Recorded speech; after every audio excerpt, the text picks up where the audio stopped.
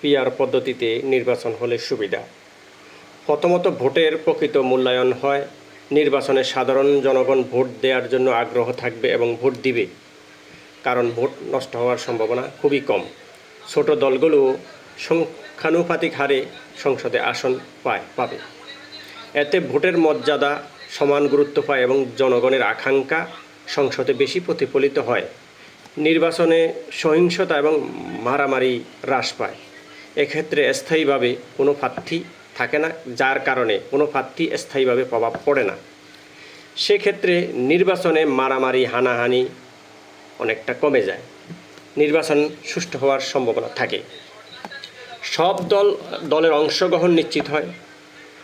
নির্বাচনে ছোট বড় দলগুলো সংসদে আসন পায়, এমনকি সংখ্যালঘু দলগুলো। সেক্ষেত্রে সংসদের সকলের প্রতিনিধিত্ব থাকলে সংসদ আরও সুন্দর হয়।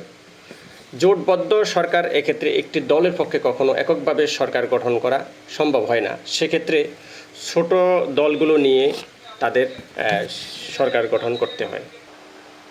এক্ষেত্রে সকল দলের মতামত নিয়ে দেশ পরিচালনা করতে হয়।